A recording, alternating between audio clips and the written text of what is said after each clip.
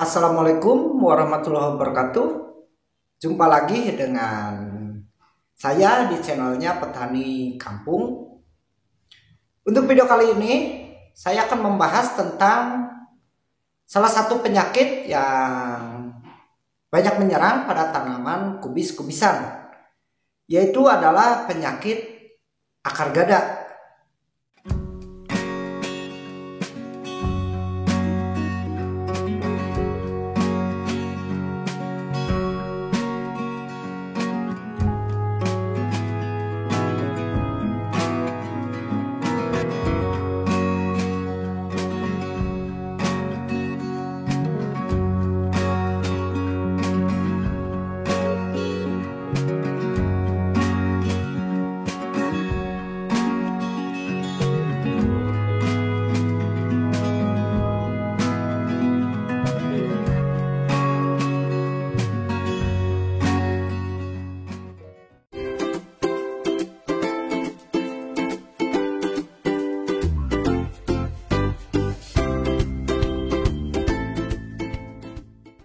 Penyakit akar gada ini biasa menyerang pada tanaman jenis kubis-kubisan.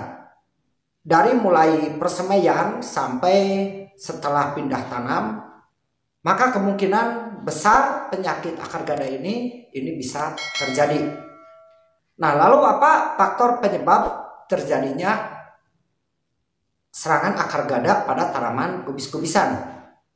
Untuk yang pertama, penyakit akar gada ini bisa dipengaruhi oleh pH tanah yang sudah drop, lalu penanaman jenis kubis-kubisan yang terus-menerus tanpa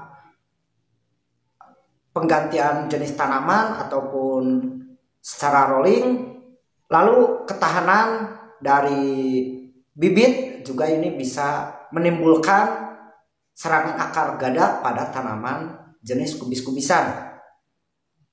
Nah, lalu untuk penyebab utamanya, akar gada ini disebabkan oleh salah satu jamur yang disebut Plasmodiopora brassicae.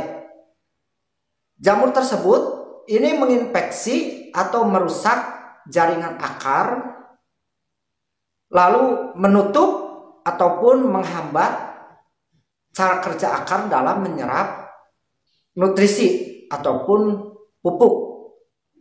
Nah, akibat dari jamur Plasmodiopora ini menyebabkan tanaman kubis ini tidak bisa tumbuh dengan normal ataupun bisa menimbulkan gagal panen pada tanaman jenis kubis-kubisan.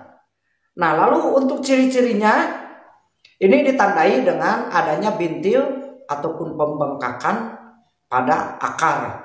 Lalu untuk di daun, pada saat tersinari oleh matahari, baik di pagi hari antara jam 7 sampai jam 8 pagi juga, ini tanaman sudah mulai layu dan akan segar kembali apabila tanaman tersebut di malam hari.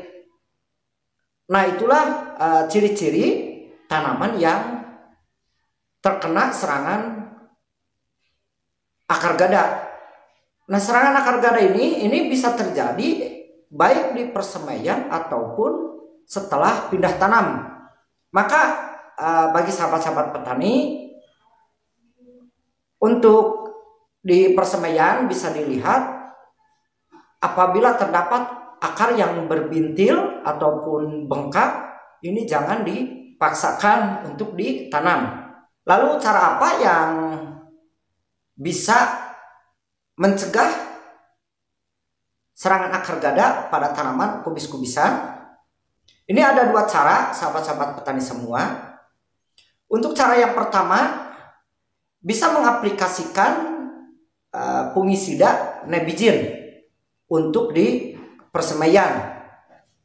Nah, lalu bagaimana cara aplikasinya? Nebizin dicampur dengan media semai ataupun media tanah sebelum melakukan persemaian atau penyimpanan biji pada persemaian. Untuk satu kemasan Nebizin ini dalam satu kemasannya itu ada 2 kilo, itu bisa untuk dicampurkan ke media tanah untuk sekitar 15-20 ribu tanaman. Jadi untuk aplikasi Nebizin ini cukup dicampurkan saja ke media tanah bersama pupuk lalu diaduk. Ini sudah terbukti ampuh untuk mengatasi akar gadak pada tanaman jenis kubis-kubisan. Nah, lalu untuk cara yang kedua, ini bisa mengaplikasikan Kirari 50 WG ini dari Nupang. Ini diaplikasikan pada tanaman setelah pindah tanam. Lalu kita mengaplikasikan Kirari 50 WG. Ini dengan bahan aktif Amisulbrom 50%. Nah, untuk dosis aplikasi ataupun cara aplikasi dari Kirari ini, larutkan 2 saset Kirari ke dalam 200 liter air. Lalu siramkan ke tanaman sebanyak 100 ml per pokok tanaman. Jadi untuk 1 saset Kirari ini bisa untuk 1000 tanaman.